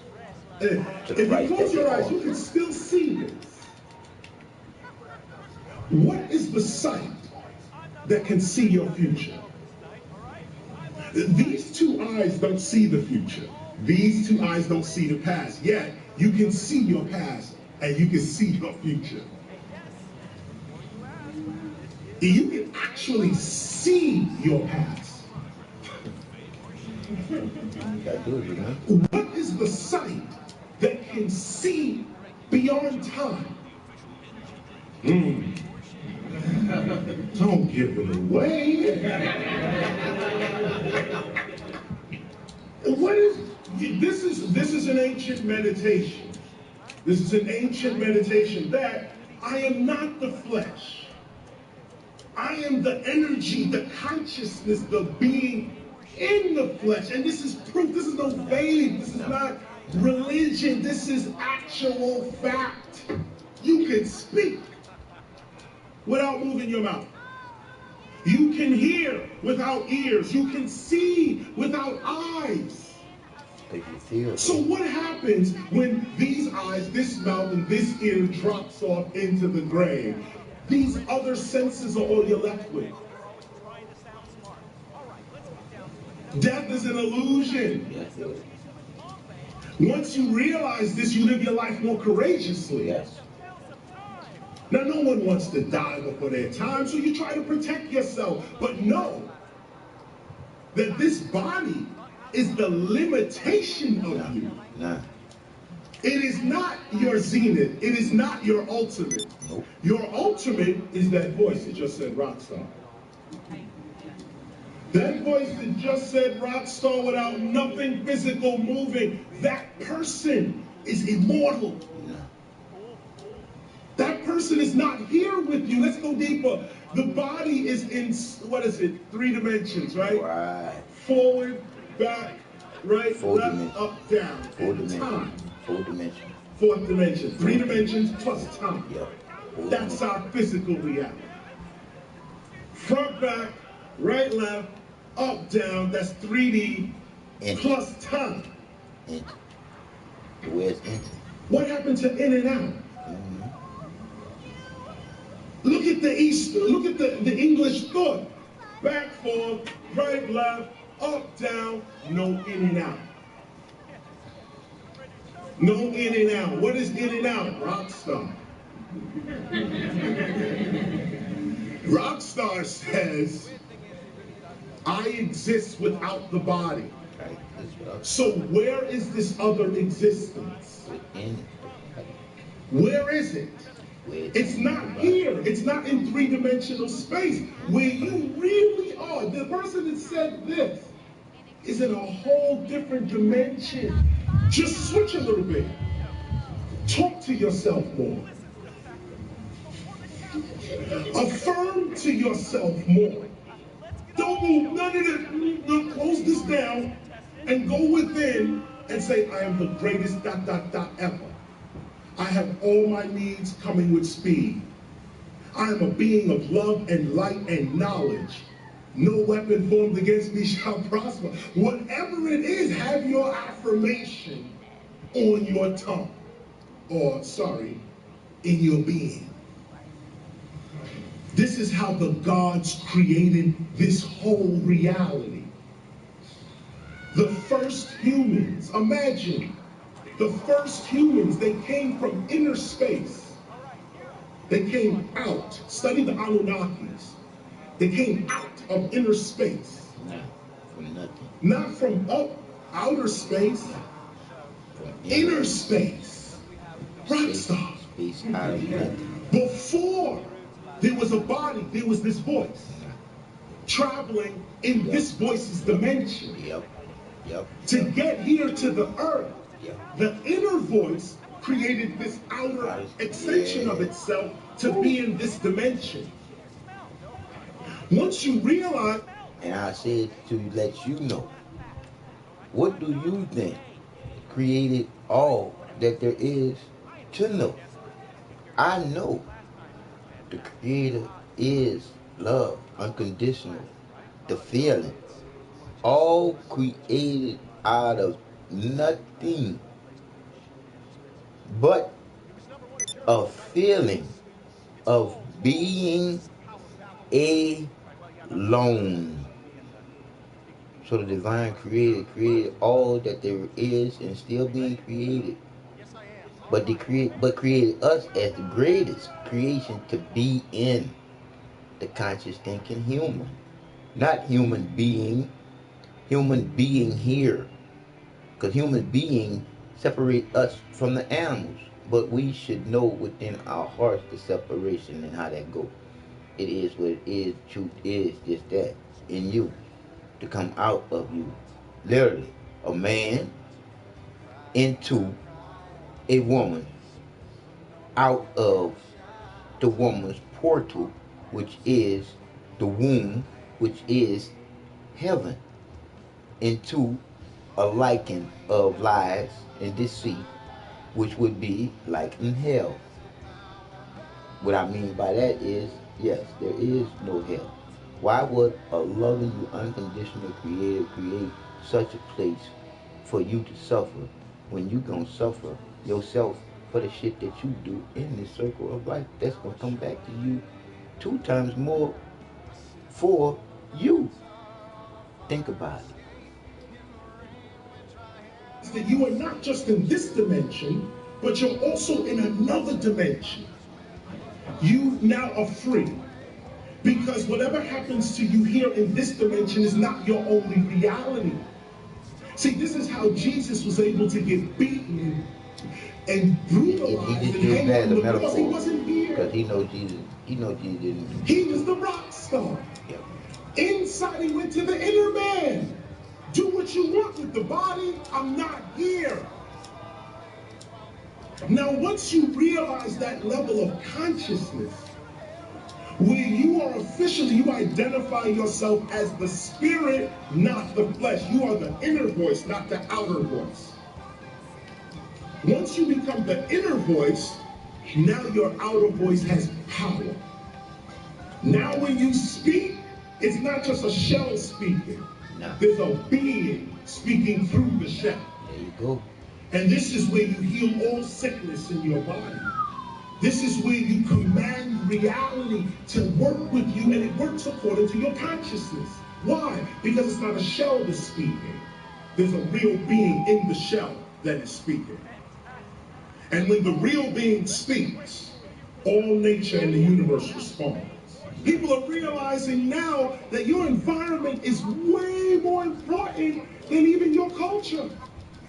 Nah. That the environment you're in, your genes are responding to the environments that you're in. Imagine that.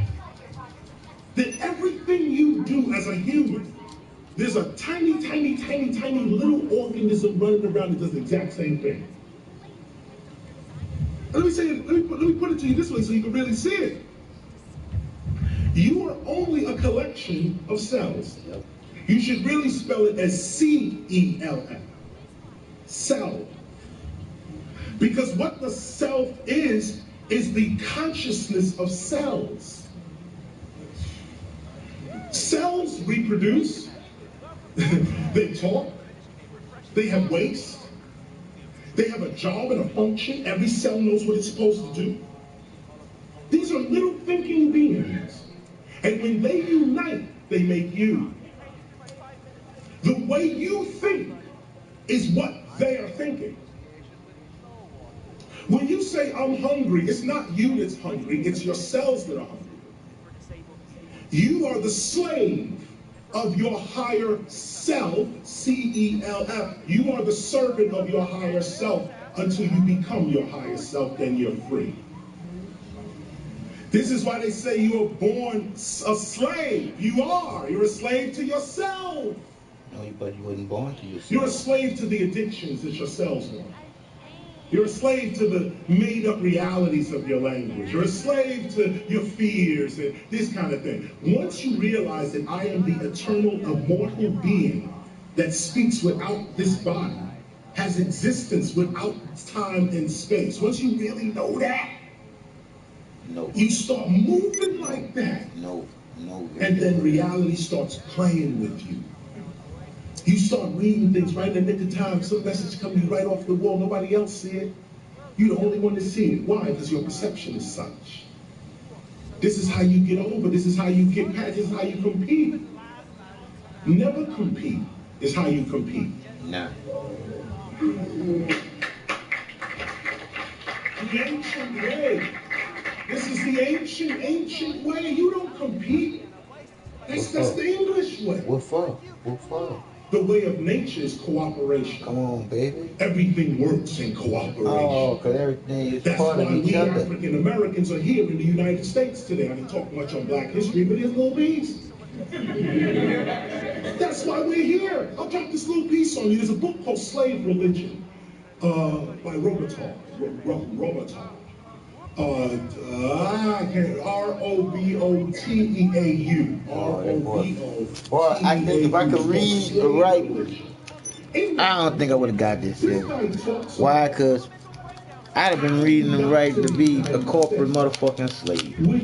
I'd have been some smart motherfucker in somebody's business office or some shit if I would have learned how to read and write. And then I wouldn't know it straight right now.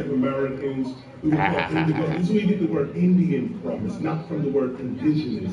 It's from the word indigo.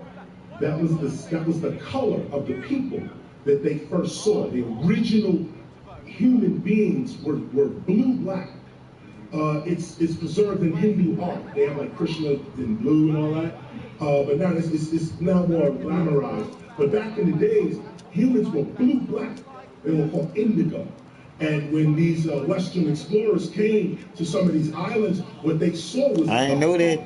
And my name is spelled J-O-A-C. and they called them indigo. I say N as in Nancy, O as in ostrich, F as in Frank, L as in ostrich, N as in indigo, baby. That's what I use in my last name.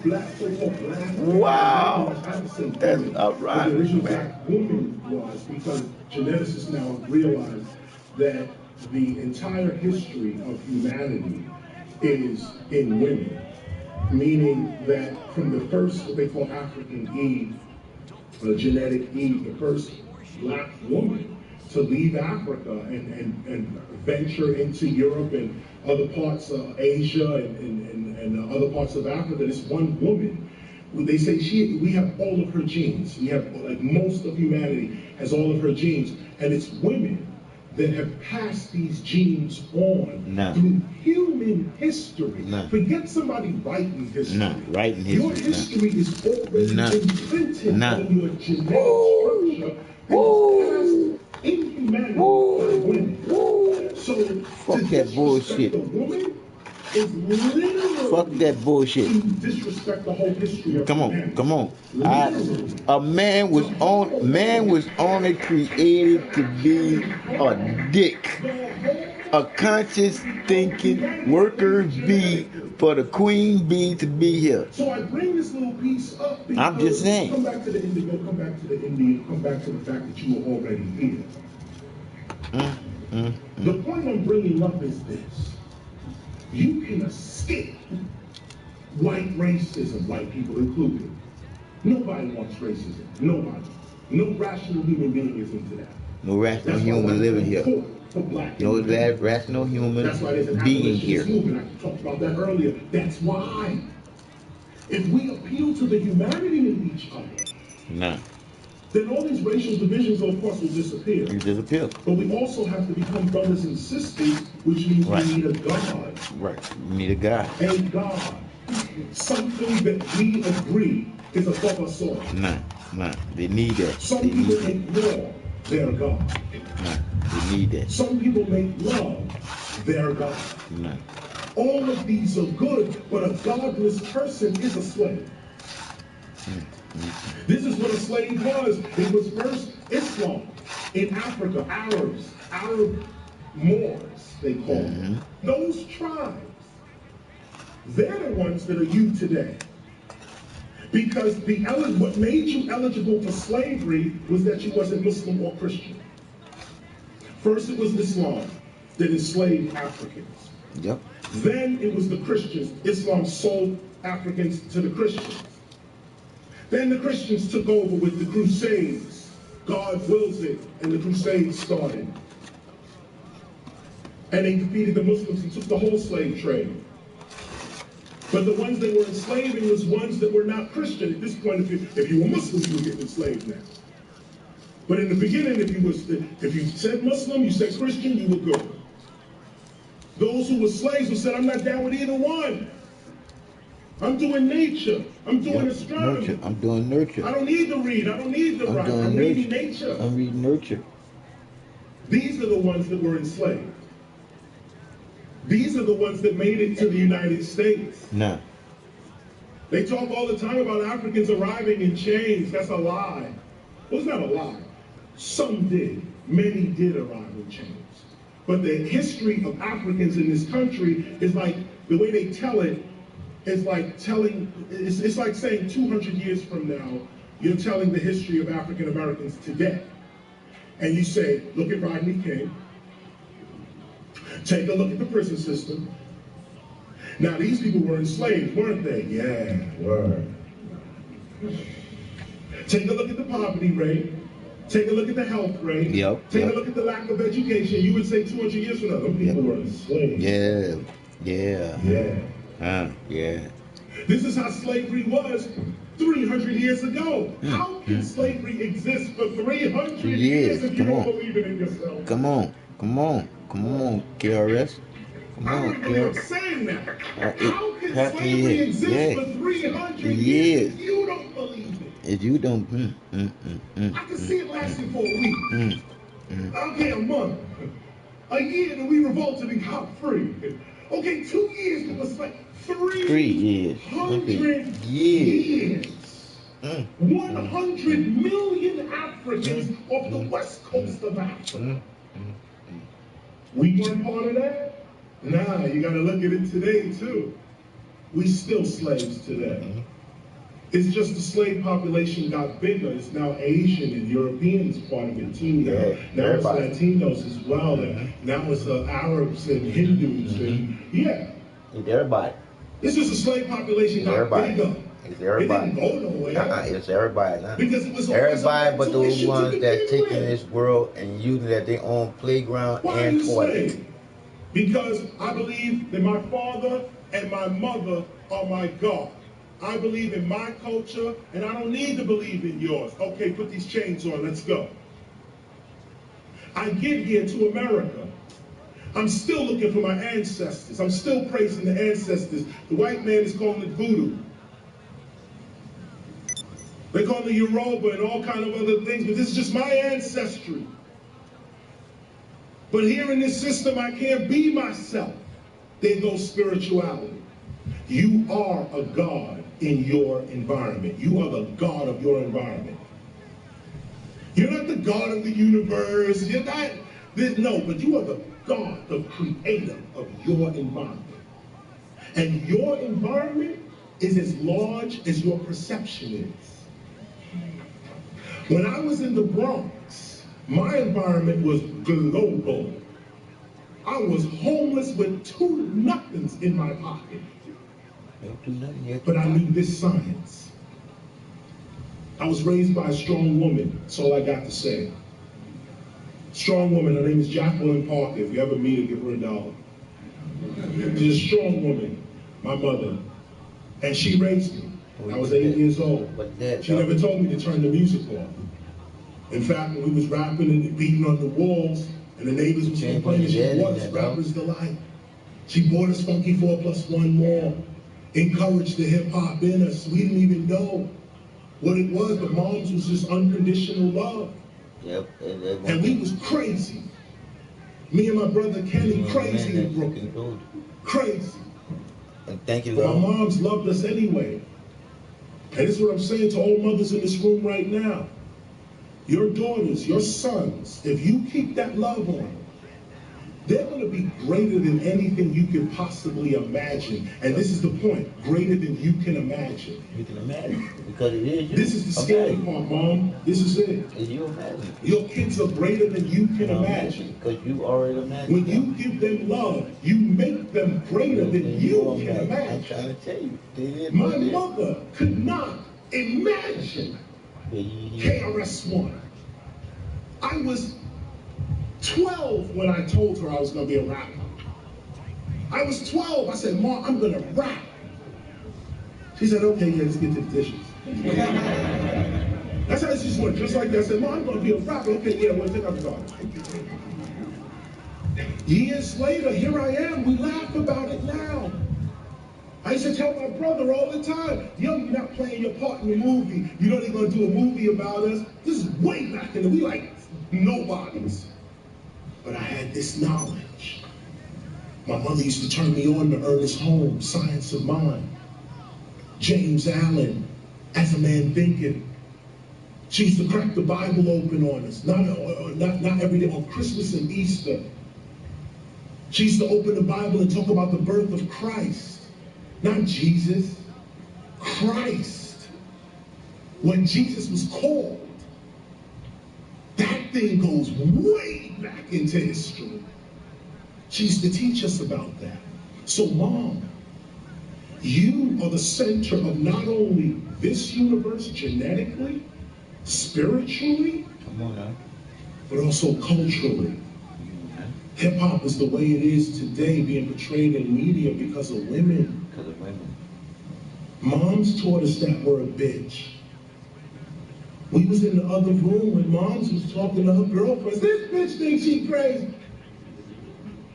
We was in the room listening to Moms. Where else did we get our language from? You could say the streets, but that's only other kids listening to their moms.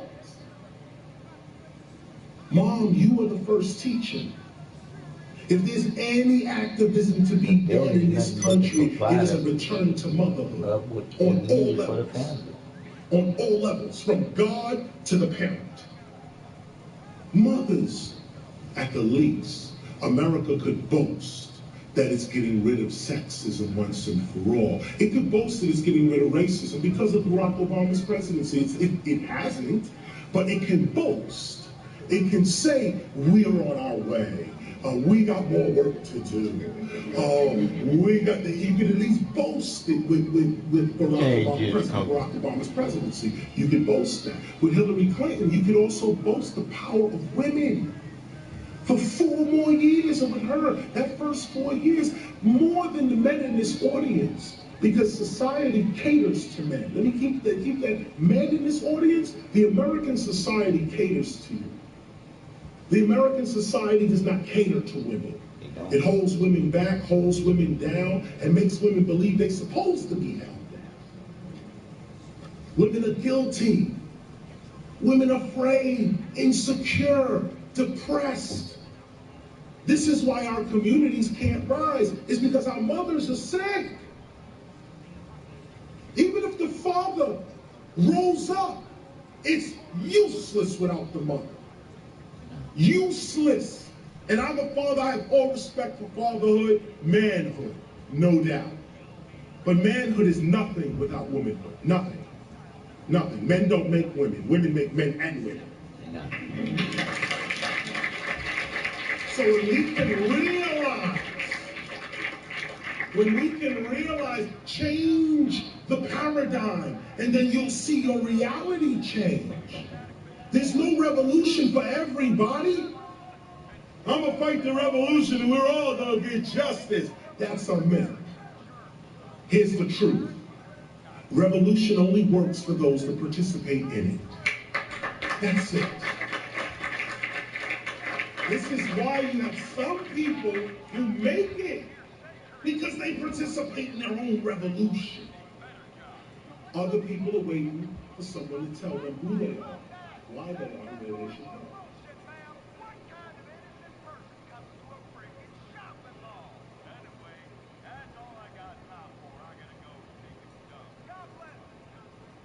Golden Eagle TV, Golden Eagle Radio, bringing it all out, making sure you guys have quality programming, high consciousness, student activism. You know, every culture produces its own keeper. And every culture produces its own principles, its own history, its own advocates. And let y'all Its own project. in on my documentary of my life after waking up to knowing the truth. From dying, from giving up on life, all because I wasn't committing suicide. I wish that it was possible that some of y'all that feel suicidal could call me to talk to me before you do what you would do. Because I guarantee you, talking to me for, I say, just a minute and a half, I can convince you about your life and how good and loving it could be for you. Just a minute, that's all I need. And I can start it off just by asking you, what makes you think that what you about to do gonna send you somewhere better than where you at? You think things are bad now, where you go can be much better. So always think about that there before you go to the point of taking your life, because it's already the divine loving you unconditional created the feeling that's already inside you. So you don't have to fight. It's already fighting all the things that's outside that's trying to get in to kill you. Because the love unconditionally is the feeling of the creator of you. Not just your mom and dad coming together, literally coming together to create you. It's that love that you just can't explain or control. This feeling is you. Until you stop the feeling to start hate. The truth is just that, the truth.